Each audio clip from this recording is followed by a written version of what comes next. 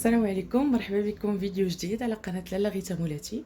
الفيديو ديال اليوم غيكون على الشعر، طريقه علاج روتين اسبوعي لعلاج تساقط الشعر وملء الفراغات، وحتى الناس اللي ما عندهمش هاد المشاكل اللي بغاو يديروه مره في السيمانه مره في 15 يوم باش يتجنبوا تساقط الشعر. سورتو دابا كنعرفوا الشعر تهلك مع البحر، مع الشمس، مع لابيسين، مع الصيف كيهلك الشعر.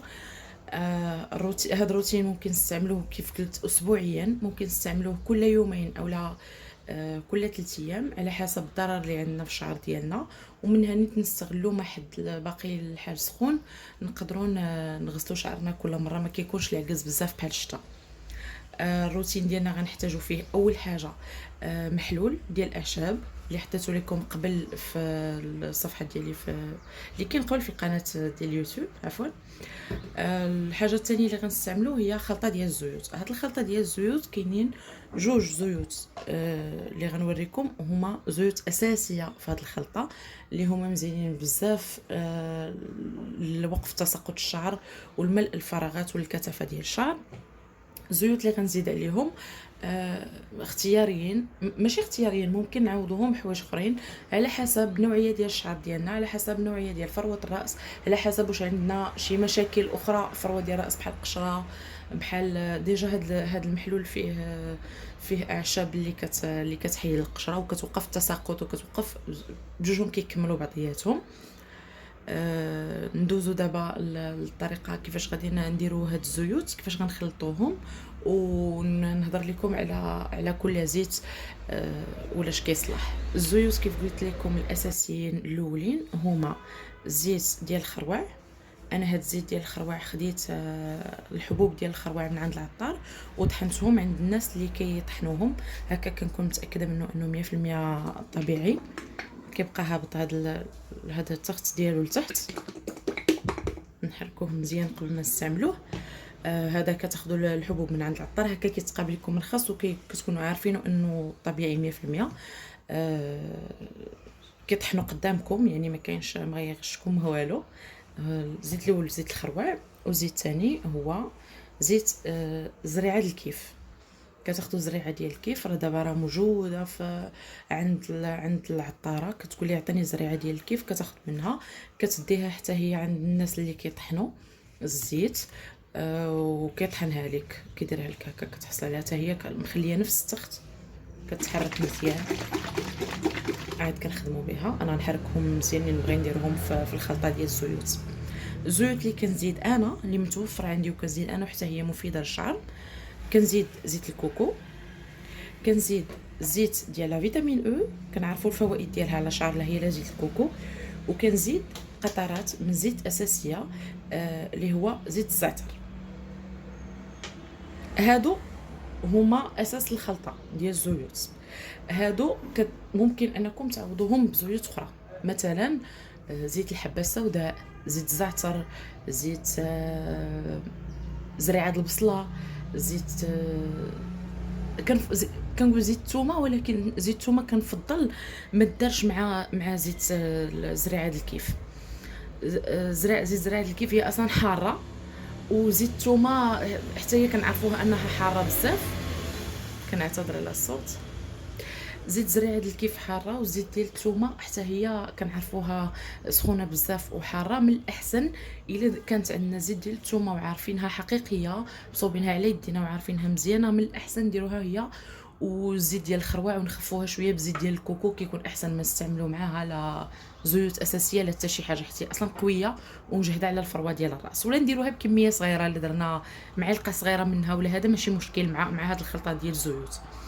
كيف قلت لكم ممكن نعوضوا باي زيت عندنا، اي زيت كتوالمنا، اي زيت كنديروها الفروه ديال الراس ديالنا. انا مازال غندير لكم ان شاء الله فيديوهات فيهم بزاف ديال الزيوت اللي كتنفع الشعر. ممكن نزيدوا مع هذه الخلطه زيت ارغان الا عندنا، زيت الزيتون الا عندنا زيت زيتون البكر اللي ما فيهاش الملحه، اولا كنسخنوها واحد شويه غير باش نكثروا لا كونتيتي وباش كنخفوا من الجهد ديال هاد جوج الزيوت، حيت هاد الزيوت اصلا ديجا هما يا قاصحين بزاف زعما مركزين. الطريقه ديال الاستعمال كناخذوا، انا الطريقه ديالي كناخذ قريعه بحال هذه، دوك القريعات اللي كيكونوا ديال الصباغه، كناخذ قريعه بحال هذه وكندير فيها الكميه ديال الزيوت ديالنا وكنبقى نشقق بها الفروه ديال الراس ديالي. قبل كنرش المحلول ديال الاعشاب، كنرشو مزيان، كنقسم الشعر ديالي كنرشو مزيان على الفروه ديال الراس، نرشو مزيان، كنرشو حتى على الطوله ديال الشعر. ما تخافوش منه واخا تشوفوا اللون ديالو هكا.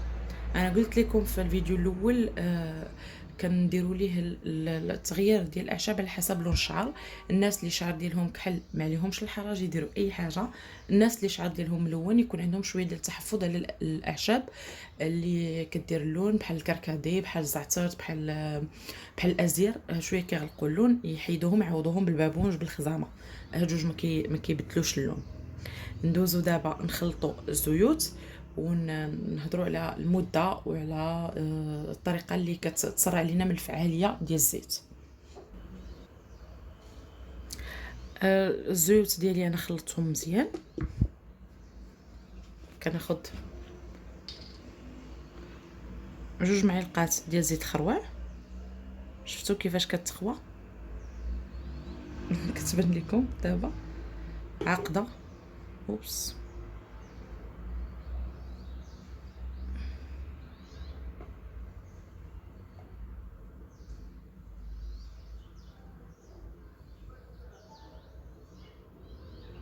وقيلا غادي نحيد هاد الدواز، غادي ياخذ لي يدير لي غير الوقت. انا عندي ديجا الفم ديال القرعه واسع، غنستغني عليك، سمح لي نخليه هنا. ندير معلقه ثانيه،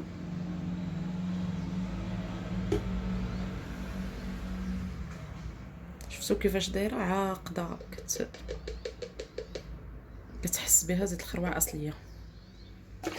زيت الخروع الا كانت ماشي عاقده عرفها راها مخلطه ولا مغشوشه ولا ماشي حقيقيه.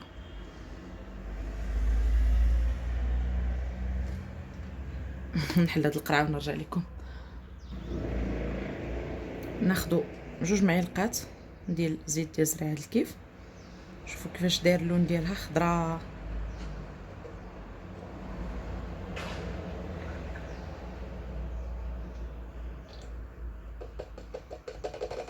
فوالا،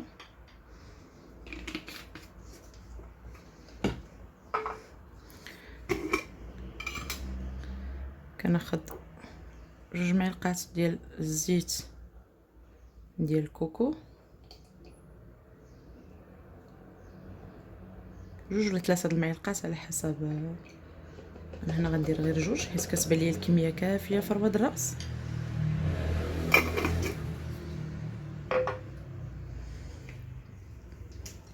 يديت زيتات مابقاوش كيبغيو يتحلوا ليا القراعي، كنزيد شويه هكا ديال لا فيتامين او عيني ميزاني، وكنزيد واحد 5 ولا 6 القطيرات ديال زيت اساس زعتر.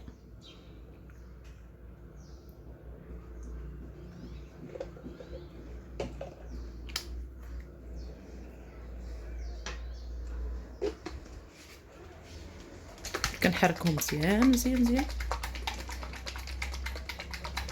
حتى الا كانوا عندكم هاد الزيوت كاملين وبغيتوا تزيدوا عليهم شي زيوت وحده اخرى بحال زيت ارغان، زيت الحبه السوداء، زيت الخزامه، اي زيت تقدروا تزيدوها، الا الزيوت الاساسيه اللي ما كنستعملوش اكثر من 2 ديال الزيوت في الخلطه، باش ماشي زيت توقف الفعاليه ديال الزيت الاخرى. 2 ديال الزيوت الاساسيه على الحد الاكثر، وما نفوتوش 5 ديال القطيرات اولا 6 ديال القطيرات بيناتهم بجوج. مثلا كانت كميه قد هكا نديروا نديرو الا لا درنا لا كثرنا بزاف نديرو واحد 10 ديال القطيرات، 5 من كل زيت اساسيه، ما نتعداوش لان الزيوت الاساسيه خطيره ما مزياناش. بعدا الحوامل ممنوع يستعملوا الزيوت الاساسيه.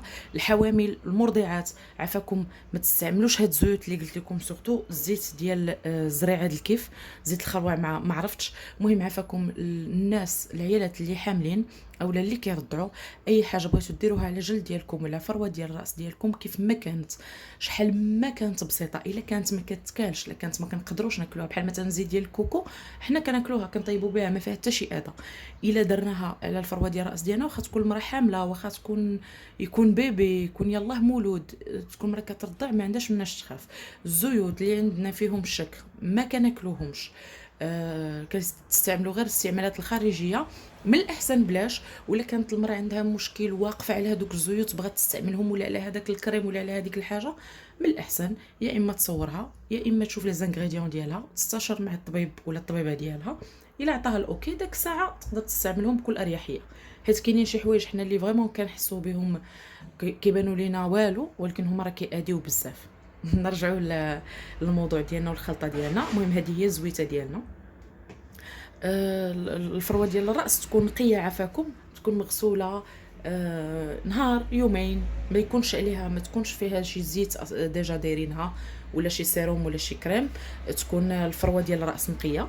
كي قلت غرشوا عليها المحلول هذا مزيان ديالنا ديال الماء، ونرشوه حتى على الطوله ديال الشعر، ونديروا الزويته ديالنا، نفرقوا شعرنا، نفرقوا نديروا فرقات هكا من الفوق حتى لتحت، فرقه فرقه فرقه هكا، نقسموا شعرنا مزيان نفرقوه، ونديروا ديك الزويته نديروها مزيان، نمصيوها بصباعنا ونقلبوا شعرنا للقدام، نمشطوه للقدام بحال كما كنا كنغسلوه، كما كيغسلوا الشعر في القديم كيغسلوه للقدام في الحمامات، كتشوفوا كيغسلوا شعرهم للقدام. هذيك الطريقه راه كانوا كيديروها الناس زمان، كانوا كيديروها بلا ما يعرفوا، ولكن التجارب والابحاث الاخيره قالت ان هذيك الطريقه كتعاون بزاف في النمو ديال الشعر وفي وقف التساقط. هي بوحدها غير بوحدها الا كنتو كتمشطوا شعركم كل نهار، تهبطوا شعركم شحال ما قديتو، 5 10 دقائق الا قدرتوا تهبطوا شعركم وتماسيوه للقدام، ولا ديروا ليه كاينين واحد المشيطات ديال السيليكون دابا فيهم واحد السنينات، تبقاو تماسيو بهم شعركم هكا، ولا شي حاجه هكا اللي كدير الماساج، ولا غير بصبعكم غير بالطرف ماشي بالضفار باش ما تجرحوش الجلده، غير بالصبع، وتبقاو ما تبقاوش تفركوا. ملي كتفركوا راه كتدمروا هذوك البصيلات ديال الشعر، تبقاو غير بحال توركوا هكا على ما تهبط راسك، وتبقاو غير توركوا بحال هكا. دابا هذه هي الجلده ديال الراس، تبقاو توركوا بحال هكا بحال هكا باليدين جوج، تبقاو توركوا بحال هكا على الجلده ديال الراس غير بشويه. نديروا بحساب راه عندنا البصيلات ديال الشعر تقدر تاذى وتقدر تطيح.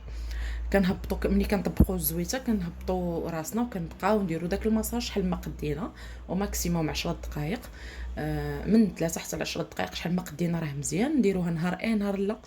هاد العمليه نديروها كيف كنا دايرين الزيت ولا ما كناش دايرينو.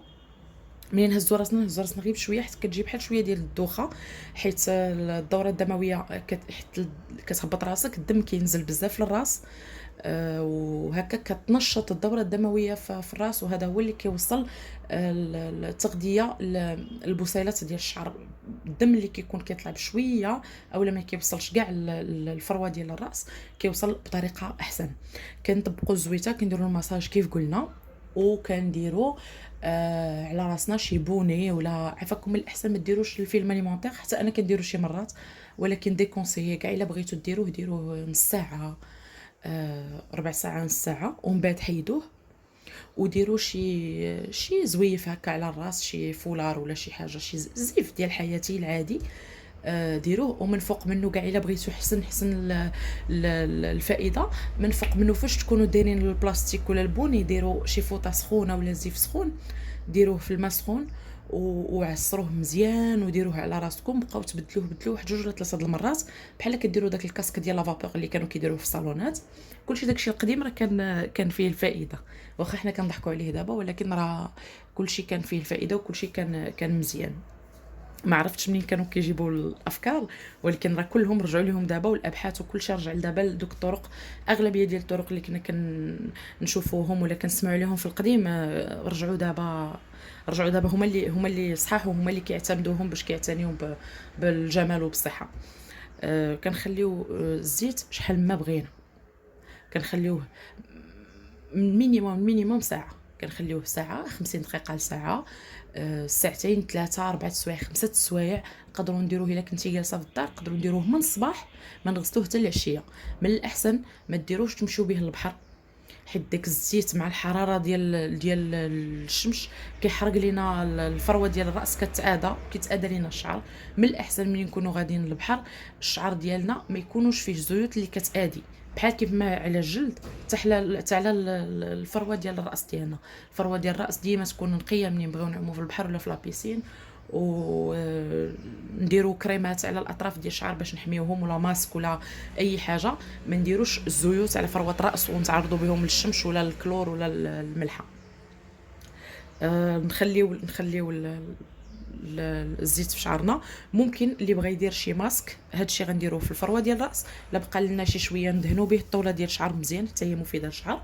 وممكن نديروا ماسك على الطول ديال الشعر، اي ماسك بغيناه، اي ماسك كنعتمدوه طبيعي ولا ماسكات اللي كنشريوهم جاهزين، نديروهم على الطوله ديال الشعر ونديرو كيف ما قلت لكم البوني ولا السلوفان واحد نص ساعه ونحيدوه ونسخنوه قبل بواحد الفوطه، ومن بعد نديرو واحد الزيف ديال حياتي ونكملوا المده اللي هي 4 5 6 سوايع، ممكن من الصباح حتى الليل تتبغيو دوشوا باش كناخذوا الافاده مزيان. من بعد كيدوز هذاك الوقت كنغسلوا الشعر ديالنا بالشامبوان ديالنا والماسك ديالنا ولا الديميلور ولا حاجه اللي كنديروا. كنخرجوا نخليو الشعر ينشف طبيعيا، من الاحسن بلا سيشوار، دابا كاين الصهد، نخليو الشعر ينشف شويه طبيعيا وندهنوه، نديروا ليه السيروم اللي كنديروا هذا، ونعاودوا نديروا هذا المحلول في الجدر ديال الشعر، نرشوه الريحه ديالو زوينه ما فيه حتى شي ريحه خايبه. اصلا انا كنزيد عليه الزيوت اساسيه، تقدروا تزيدوا فيه زيت اساسي فيه ريحه زوينه، ريحه الورد، اي ريحه كتفضلوا تبقى لكم في شعركم. ترشوه مزيان، حيت هذا المحلول كنديروه كل نهار، كنرشوا به الجلده ديال الشعر ديالنا كل نهار. هكا كنكون ساليت الوصفه ديالي ديال العنايه بالشعر. كنتمنى تكون عجبتكم، كنتمنى ان شاء الله تفيدكم. الى عجبتكم الوصفه بارطاجيو الفيديو مع الناس اللي كتعرفوهم، ودعموني باللايك وبالاشتراك. من طبيعه الحال ماشي امر، الى عجبكم الفيديو وعجبكم المحتوى ديال القناه. شكرا بزاف، نتلاقاو في وصفه جديده وفيديو جديد ان شاء الله.